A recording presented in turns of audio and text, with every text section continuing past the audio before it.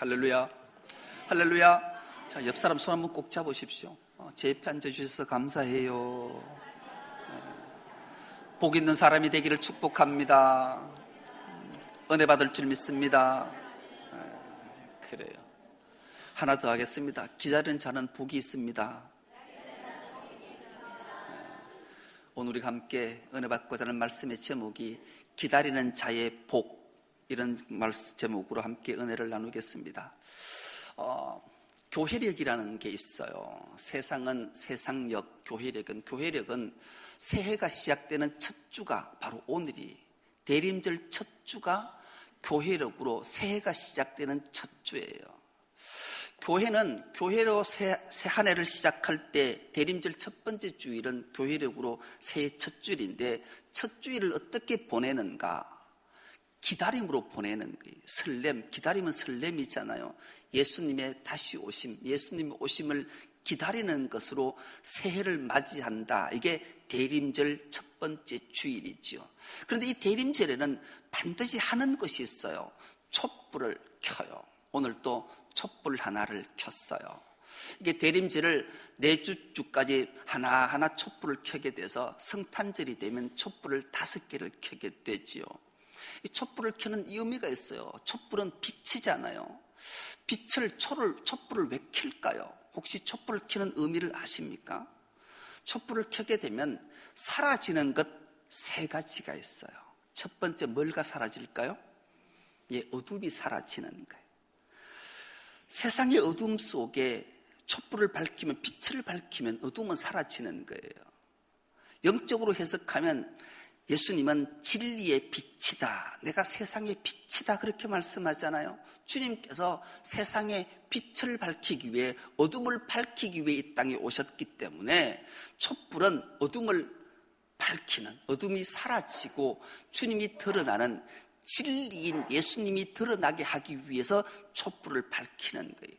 둘째는 사라지는 게 추위가 사라져요. 촛불은 미미하지만 촛불에서 나는 열기 때문에 추위가 사라지게 되는 거죠. 이것은 영적으로 해석하면 주님의 사랑이에요. 주님의 사랑은 우리 추운 가슴, 두려운 가슴을 싹 안아줘서 따뜻하게 해주는 것, 그런 의미가 담겨져 있는 거죠. 3번째 사라지는 것은 바로 자신이 사라져요. 이 촛불은 빛을 내고 열을 내면서 자기 자신은 점점 사라져서 결국 없어지고 마는 거죠. 그런 의미는 영적으로 해석하면 바로 희생이에요.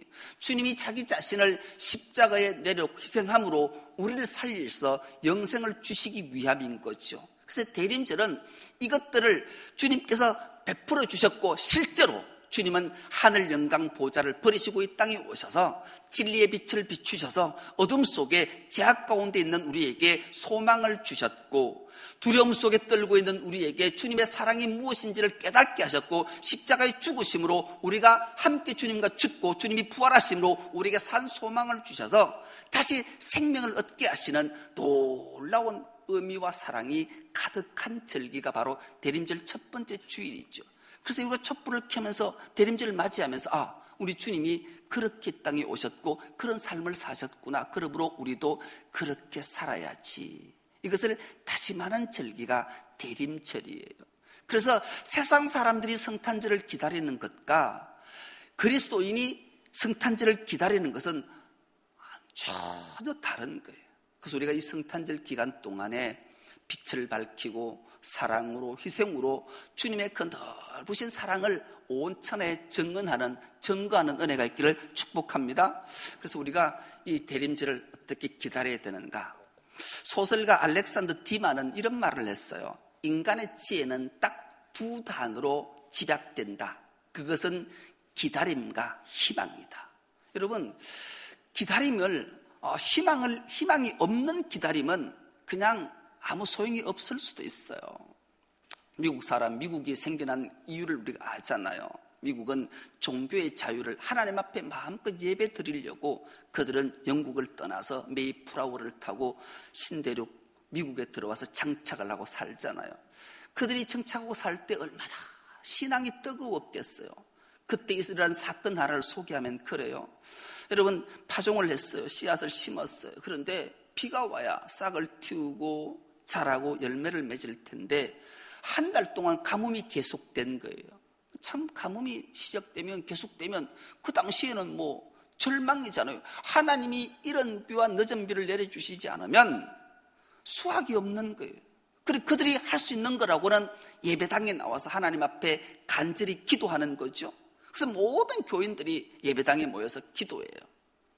그런데 기도하는 모습들을 찬찬히 보면서 유난히 한 소녀가 눈에 들어오는 거예요. 목사님 눈에. 모든 사람들은 그냥 나와서 하나님 앞에 하나님 이런 비를 주십시오. 이런 비를 주십시오. 늦은 비를 주십시오. 그래서 결실이 있게 하십시오. 이 가뭄 때문에 우리가 죽게 생겼습니다. 그래서 간절함으로 기도하는 것은 그런데 산 소녀는 기도하러 나올 때마다 옆에 보면 빨간 우산을 옆에 두고 기도를 하는 거예요. 이게 다른 거예요. 그냥 무작정 기다리는 것하고 희망을 가지고 반드시 하나님께서 비를 주실 거야. 그러면 그 비를 우산을 갖고 맞을 거야. 소풍 가는 소녀처럼 설레임으로 그렇게 기다리고 희망을 안고 기도하는 모습인 거죠. 그래서 이 소녀가 이렇게 기도하는 거예요. 하나님은 약속의 하나님이시잖아요. 언약의 하나님이시잖아요. 하나님을 믿는 자에게는 이른 비와 늦은 비를 적당히 주셔서 풍성한 결실을 맺게 해주시는 하나님이시잖아요. 이렇게 기도하는 모습을 보게 된 거죠. 여러분, 믿음이라는 게 무엇인가요? 믿음은 하나님의 약속이 이루어질 것을 확신히 믿고 기다리는 게 믿음인 줄 믿습니다. 우리도 그런 믿음으로 신앙생활을 해야 돼요. 사람도 약속이라는 것을 중요하게 여기잖아요. 그런데 하나님의 약속은 뭐 두말할 것도 없죠. 절대적인 희망이기 때문에 그래요. 유대인들은 세 가지 인사를 늘 하고 살았어요. 첫 번째 인사가 할렐루야예요. 가장 많이 하는 거죠. 할렐루야는 직역을 하면 당신의 하나님을 찬양하십시오, 그런 뜻이잖아요. 그런데 이 할렐루야 속에는 정말로 깊은 의미가 담겨져 있어요. 그 의미는 하나님께서 제약된 세상, 죄로 말미암아 죽음의 두려움 속에 있는 자들에게 내가 너희를 구속해 주리라, 영원한 생명을 주리라, 너에게 구원자를 보내주리라, 메시아를 보내주리라, 그리스도를 보내주리라. 이 말씀, 이 약속을 주셨기에 만나는 자들마다에게 할렐루야는 초림의 예수 그리스도, 초림의 메시아, 초림의 그리스도를 기다리면서 하는 인사가 할렐루야예요. 주님이 하나님의 언약의 약속의 말씀을 주셔서 우리를 구속해 주실 메시아를 보내주신다는데 어떻게 할렐루야를 안 하겠냐고요. 어떻게 하나님의 성호를 찬양하지 않겠냐고요. 그런 기다림의 인사가 할렐루야예요. 두 번째 인사는 샬롬이에요. 이 샬롬은 직역을 하면 평안이잖아요. 그런데 이 샬롬 속에는 질문이 담겨져 있기 때문에 받을 때마다 들을 때마다 가슴이 철렁철렁 내려앉기도 하고 뜨끔뜨끔하기도 해요. 왜냐하면 샬롬은 이런 의미를 가지고 있기 때문에 그래요. 두 가지 의미를 가지고 있는데 하나님과 화목하십니까? 이웃과도 화목하십니까? 이게 샬롬의 인사예요. 내가 죄로 인해서 하나님과 화목하지 못한 건 아닌가? 내가 불편한 관계 때문에 이웃과 화목하지 못한 건 아닐까? 그럼 어떡하지? 주님이 이 땅에 오셔서 화목제물이 되셔서 하나님과 관계를 회복시켜 주셨는데 어찌 내가 하나님과 화목하지 않고 이웃과 화목하지 않겠냐? 샬롬? 샬롬? 이러면 가슴이 철렁철렁 내려앉는 거예요. 그리고 세 번째 인사가 이 마라나타예요. 마라나타. 마라나타는 주님이 다시 오십니다, 그런 뜻이거든요. 여러분, 예수 믿는다는 이유 때문에 얼마나 많은 박해와 고통과 고난이, 심지어 수많은 죽음을 당하는 거예요. 예수를 믿는다는 이유 때문에 사자의 밥이 되기도 하고 비참한 죽음을 당하니 이 절망과 좌절은 상상을 초월하는 거예요. 그때 오로지 희망과 소망과 위로와 격려가 되는 딱 한 인사, 마라나타. 집사님 힘드십니까? 마라나타. 주님이 다시 오십니다. 권사님 힘드십니까? 마라나타. 우리 주님이 다시 오십니다.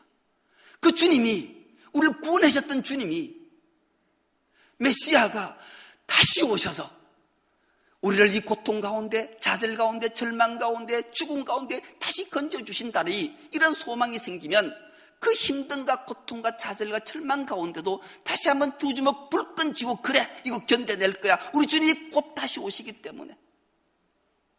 그래서 좌절과 절망이 있을 때마다 마라나타, 우리 주님이 다시 오십니다. 여러분 힘드십니까? 우리 주님이 다시 오셔요. 그러면 우리의 눈에 흐르는 눈물을 닦아주시고 애통함과 헤어짐과 사망과 아픔이 없는 나라로 우리를 이끌어 가시기 때문에 그래요.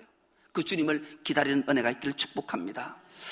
오늘 본문의 핵심절 구절, 딱 두 구절을 꼽으라면 34절과 35절이, 우리가 34절과 35절 말씀을 한 목소리로 다시 한번 합독해 보겠습니다. 시작. 누구든지 내게 들으며 날마다 내 문 곁에서 기다리며 문설주 옆에서 기다리는 자는 복이 있나니 대저 나를 얻는 자는 생명을 얻고 여호와께 은총을 얻을 것임이니라. 아멘. 여러분, 기다리는 자의 복, 주님을 기다리는 자에게 복을 주님이 딱 두 가지를 주신다 말씀하잖아요. 첫째는 생명을 주신다 그래요. 둘째는 은총을 주신다 그래 말해요. 여러분, 우리가 주님을 잘 기다리면 주님께서 우리에게 생명과 은총을 주신대요. 가장 먼저 생명을 얻는 복이에요.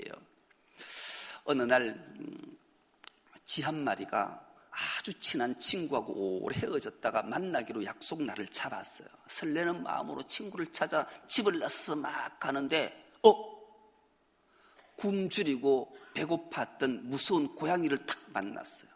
가슴이 철렁 내려앉네. 근데 고양이가 쥐를 향해 달려오니까 이 쥐도 그러마 날 살려라고 막 도망을 갔어요. 한참 도망을 가다가 탁 앞에 보니까 벽이 탁 막혀 있는 거예요. 막다른 골목길에 도착하고 말았어요. 이 두려움과 이 공포가 엄습하는 건 두말할 것도 없죠. 그런데 하늘이 무너져도 솟아날 구멍이 있다. 이 쥐에게는 기가 막힌 말씀 하나가 기억이 났어요.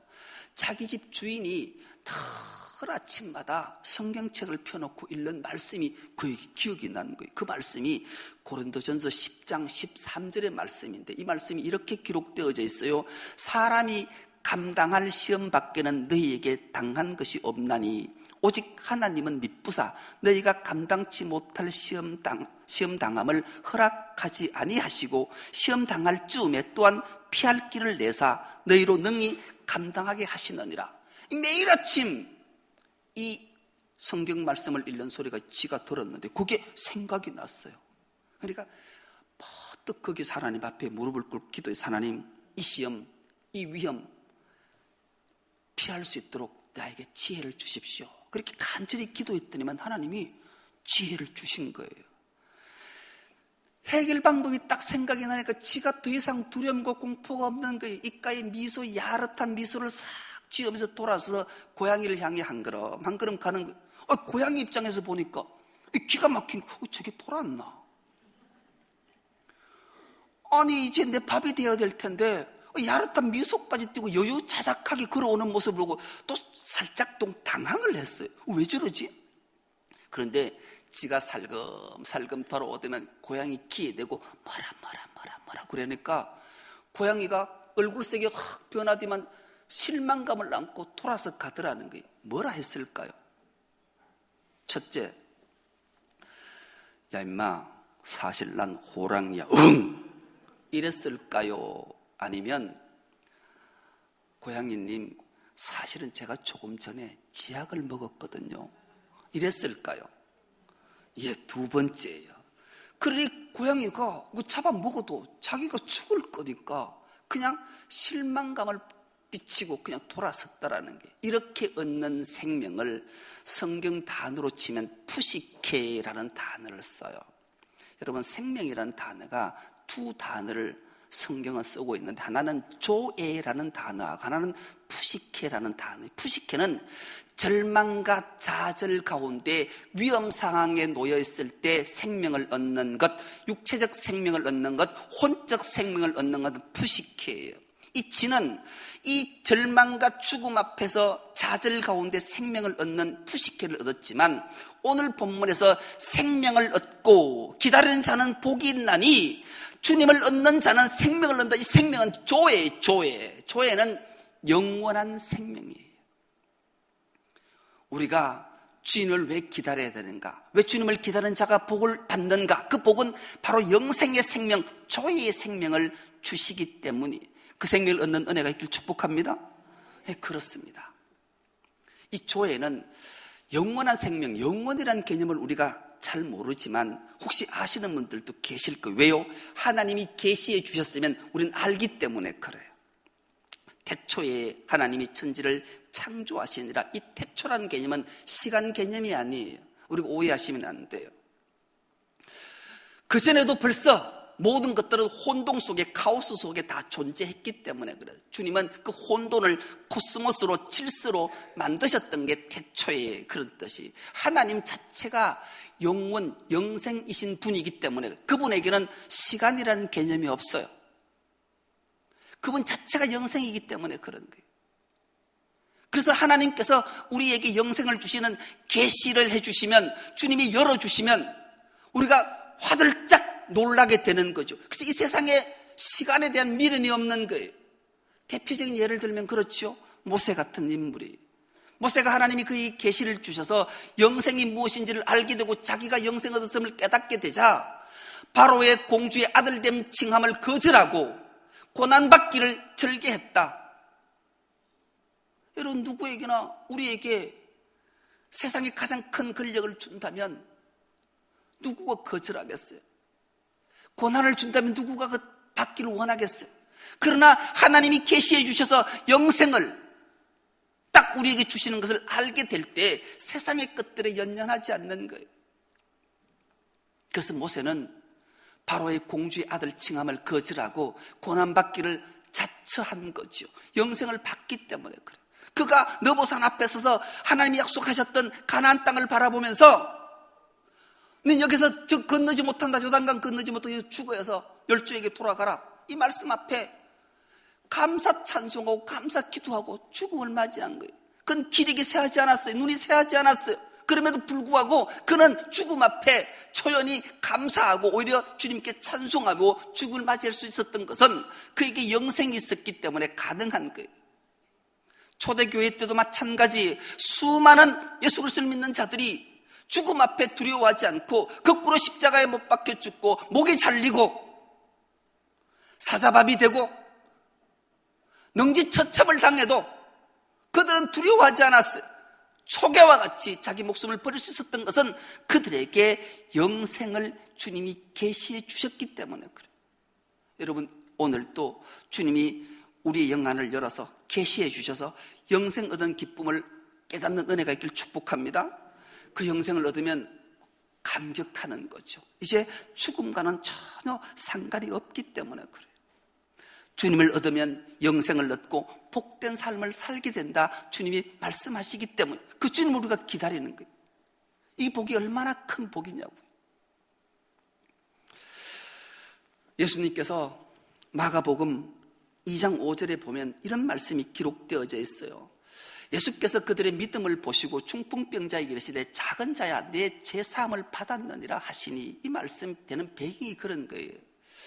마을에 친구들이 같이 살았는데 친구 중 한 명이 중풍병이 걸렸어요. 중풍병이 들어서 사지를 쓰지 못하는 거예요. 그러자 친구들이 이 친구 하나를 침상채 4명이 들고 예수님이 계시는 집으로 가요. 예수님이 자기 집에 계실 때 지붕을 덮고 그 친구를 내려보내요. 그러자 예수님이 그들의 믿음을 보시고 그 중풍병자에게 내가 죄사함을 받았느니라 이렇게 선언을 하셔요. 여러분, 병자를 고치면 내 믿음을 보고 내 병이 고쳐졌느니라 이렇게 말씀하지 않으시고 왜 죄사함을 받았느니라 말씀하실까요? 이것이 바로 영생을 주셨다는 말씀이에요. 여러분, 하나님의 나라에 들어갈 수 있는 길은 딱 하나예요. 죄사함을 받은 자만 들어갈 수 있어요. 죄 있는 자는 들어갈 수가 없는 곳이 하나님의 나라이기 때문에 그래요. 영생 얻는 길은 죄사함을 받은 자만이 영생을 얻을 수 있기 때문에 그래서 주님이 그 믿음을 보시고 그 중풍병자에게 내가 제 사함을 받았느니라 선언하시게 된 거예요. 우리 모두도 우리의 믿음을 보시고 주님을 기다리는 자의 복을 보시고 우리 모두에게 주님이 오늘 선언하십니다. 내 제 사함을 받았느니라. 할렐루야. 그래서 영생을 얻은 줄 믿습니다. 그럼 우리는 주님을 기다리는 그 복된 자가 되어야 돼요. 또 하나 복이 은총을 얻게 된다, 그렇게 말씀해요. 다니엘 10장 11절 말씀은 이렇게 기록이 되어져 있어요. 내게 이르되 큰 은총을 받은 사람 다니엘아, 내가 내게 이르는 말을 깨닫고 일어서라. 내가 내게 보내심을 받았느니라 하더라. 그가 내게 이 말을 한 후에 내가 떨며 일어섰다, 그렇게 말해요. 오늘 본문의 말씀에 보면 큰 은총을 받은 사람 다니엘이 큰 은총을 받았대요. 어떻게 다니엘이 큰 은총을 받았는가? 다니엘 10장의 내용을 쭉 훑어보면 그래요. 바사왕 고레스가 왕이 된 지 3년 때에 다니엘이 환상을 보게 돼요. 환상을 보는 것은 큰 전쟁이 일어난다는 환상. 이 큰 전쟁이 얼마나 두렵고 무서웠던지 다니엘이 세 일해 동안 밥을 못 먹는 거예요. 밥만 못 먹는 것이 아니에요. 포도주와 물도 마시지 못하는 거예요. 두려움이 얼마나 컸던지 좋은 떡도 먹지 않고 고기와 포도주를 입에 대지도 않고 자기 머리에 기름도 바르지 않고 어찌할꼬 이 두려움 속에 있을 때 하나님이 사자를 보내셔서 메시아를 보여주셔요. 메시아를, 그리스도를 보여주시는 거예요. 그 그리스도가 세마포 옷을 입고 허리에 순금띠를 띠고 몸은 흰옷같이 빛나고 얼굴은 번갯빛 같고 눈은 햇불 같은 그 메시아, 그분을 보내주시면서 힘이 쭉 빠져서 죽은 상태에 좌절 가운데 있는 다니엘에게 다니엘아, 하나님의 큰 은총을 입은 자야, 일어나라, 힘내거라, 내가 잡아줄게. 그의 손을 잡아주고 이렇게 세워줬어요. 여러분, 은총이라는 게 뭔가? 두려움에 떨고 있을 때 하나님이 찾아오셔서 두려워하지 마라, 내가 있잖아, 어루만져 주는 게 은총이에요. 두려워 말라, 내가 너와 함께 함이니라. 놀라지 말라, 나는 내 하나님이 됨이니라. 주님이 그렇게 말씀하시는 게 은총이라는 게, 우리가 두려워 떨 때에 주님이 찾아오셔서 우리를 어루만지시고 새로운 힘을 주시는 게 은총이라는 거예요. 또 하나, 우리가 인생을 살다가 너무 큰 일을 만나서, 문제를 만나서 좌절하고 절망해서 푹 맥을 놓아 있을 때, 힘을 잃었을 때, 야, 일어나, 힘내야지, 내가 있는데 이거 가지고 뭘 그래. 다시 엉덩이를 두드리면서 용기를 주는 게 은총이라는 거예요. 힘을 잃고 아무것도 할 수 없어서 절망과 좌절 가운데 앉아있을 때 나에게 용기를 북돋워 주시는 하나님이 찾아오셔서 힘내, 내가 있는데 왜 이렇게 용기를 잃어, 이렇게 하는 게 은총이라는 거예요. 그리고 풀리지 않는 문제, 정말로 이것만큼은 어떻게 할 수 없는 근심에 푹 빠져있을 때 주님이 찾아와서 야, 근심 걱정할 건 뭐 있냐, 그건 나에게 맡겨라. 그리고 나는 네에게 평안을 주기를 원하노. 하나님이 평안을 주시는 게 은총이에요. 은총이 뭐라고요? 우리가 두려움에 떨고 있을 때 우리에게 용기를 주시고, 우리가 힘을 잃고 정말로 좌절할 때 용기를 주시고, 근심 중에 있을 때 평안을 주시는 게 은총이라는 거예요. 주님을 기다리는 자가 이런 복을 받게 된다고 말씀하는 거예요. 그러면 그냥 가만히 기다리고 있으면 주님이 이런 생명과 은총을 주실까요? 어떻게 기다려야 되는가를 34절로 다시 한번 주님이 상반절에 이렇게 말씀합니다. 누구든지 내게 들으며, 하나님의 말씀을 경청하는 자에게 이런 생명과 은총을 주시겠다는 게, 더 나아가 날마다 내 문 곁에서 기다리며 문설주 옆에서 기다리는 자는 복이 있다. 문설주 옆에서 기다린다는 것은 바짝 긴장하고 기다리라는 말씀이에요. 히브리 종들은 주인이 방에 있으면 문설주에 길을 다 대고 있어요. 주님이 야, 물 속삭여도 총알같이 가서 주인님 물 찾으셨지요 하고 있는 이런 초긴장 상태에서 기다리는 걸 말해. 그래서 충성된 종은 심지어 길을 뚫어서 오직 주인에게만 길을 기울이고 있는 상태가 문설주 옆에서 기다린다라는 단어예요. 여러분, 주님을 기다리는 자세가 이런 자세로 기다리는 것을 말씀하는 거죠. 요한복음 5장의 사건은 우리가 잘 알아요. 자비 연못이라 불리는 베데스다 목가에 수많은 병자들이 모여 있어서 왜요? 거기는 한 번쯤 천사가 어느 날 불시에 내려와서 물을 봉하게 하면 누구든지 가장 먼저 들어가는 자는 모든 병을 치료받고 나음을 입기 때문에, 그럴 때 기다리는 자의 마음가짐이 어떨까요?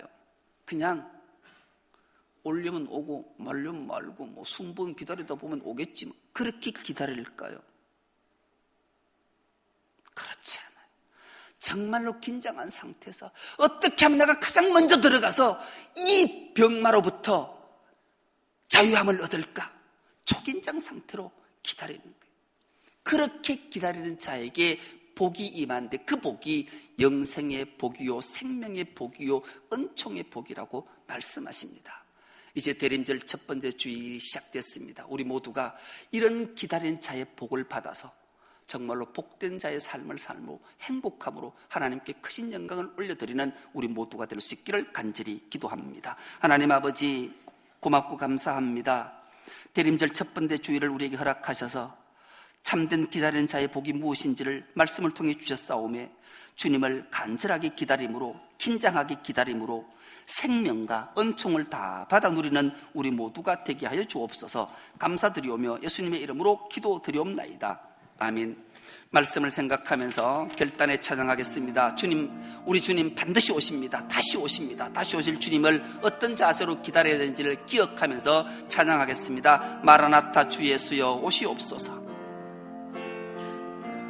마라나타 주 예수여 어서 오시옵소서. 땅의 모든 끝, 모든 족속 주를 찬송하게 하소서. 마라나타 주 예수여 어서 오시옵소서. 모든 열방이 주께 돌아와 춤추며 경배하게 하소서. 우리 주님 다시 오실 길을 만들자. 십자가를 들고 땅끝까지 우리 가리라.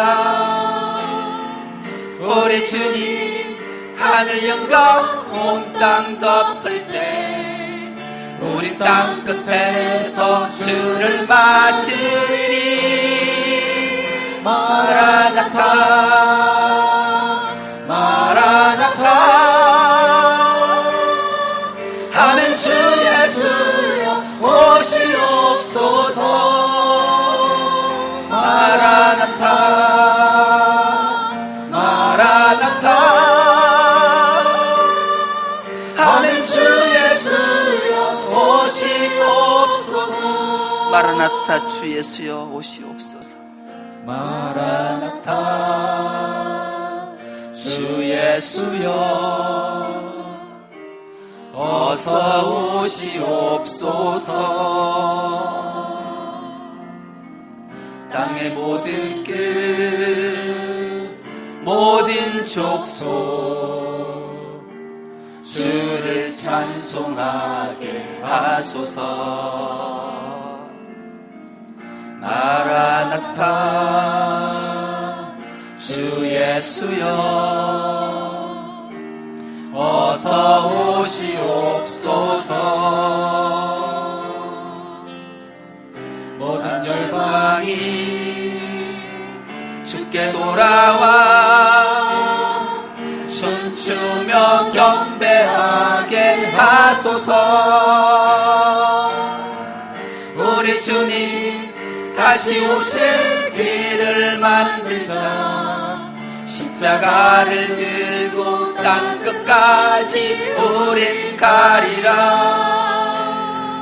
우리 주님 하늘 영광 온 땅 덮을 때 우린 땅 끝에서 주를 맞으리.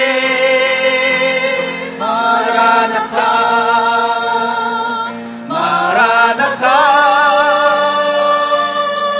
하는 주 예수여 오시옵소서. 마라나타 마라나타 하는 주 예수여 오시옵소서. 우리 주님 다시 오실 길을 만들자. 우리 주님 다시 오실 길을 만들자. 십자가를 들고 땅 끝까지 우린 가리라. 우리 주님 하늘 영광 온 땅 덮을 때 우린 땅 끝에서 주를 맞으리. 마라나타 마라나타 아멘. 주 예수여 오시옵소서. 마라나타 마라나타 아멘. 주 예수여 오시옵소서. 아멘. 주 예수여 오시옵소서. 아멘. 주 예수여 오시옵소서. 아멘. 주 예수여 오시옵소서. 아멘. 주 예수여 오시옵소서. 주여 한번 외친 후에 통성으로 부르자 기도하겠습니다. 주여 마라나타. 아멘. 주 예수여 오시옵소서. 다시 오실 주님을 어떻게 기다려야 되는지, 어떤 기다림이 복된 자인지 말씀해 주셨사오니 하나님 긴장하며 정말로 경청하며 하나님 말씀에 귀 기울이며 기다려서 하나님 주시는 영생의 복을 받아 누릴 수 있는 저들이 되게 하시고 하나님 주시는 그 은총을 받아 누릴 수 있는 저들의 복된 삶이 되게 하여 주옵소서. 하나님 두려웠고 떨고 있을 때 하나님 우리를 만져주시며 새로운 희망을 주시는, 소망을 주시는 그 하나님의 은총을 받는 저들이 되게 하여 주옵시며 힘을 잃었을 때 다시 한번 우리에게 용기를 주시는 하나님의 은총을 받아 누리는 저들의 삶들이 되게 하여 주옵시고, 우리가 문제 앞에 근심 중에 있을 때 하나님 주시는 그 평안을 받아 누릴 수 있는 그런 은총을 받아 누릴 수 있는 우리의 삶들이 되게 하여 주옵소서. 하나님 생명을 잃은 가운데 있을 때, 어둠 속에 있을 때 빛으로 오신 주님을 맞이함으로 말미암아 주님이 주신 그 영생의 복을 받아서 복락의 세계로 들어가서 하나님과 함께 영원토록 왕노할 수 있는 그런 참된 복을 받아 누릴 수 있는 우리 모두가 될 수 있도록 은총을 더하여 주시옵소서. 하나님, 대림절 첫 번째 주일을 우리에게 허락하시고 하나님이 찾으신 한 사람의 예배자가 되어서 영과 진리로 예배하게 하시니 감사합니다. 대림절 첫 번째 주일에 우리가 어떻게 주님을 기다려야 되는지, 주님을 어떻게 기다리는 자가 복됨을 받는지를 말씀을 통해 주셨사오매 하나님 참된 마음으로, 경청함으로, 긴장함으로 주님을 기다림으로 하나님 주신 영생과 생명과 큰 은총을 다 받아 누리는 우리 모두가 되게 하여 주옵소서.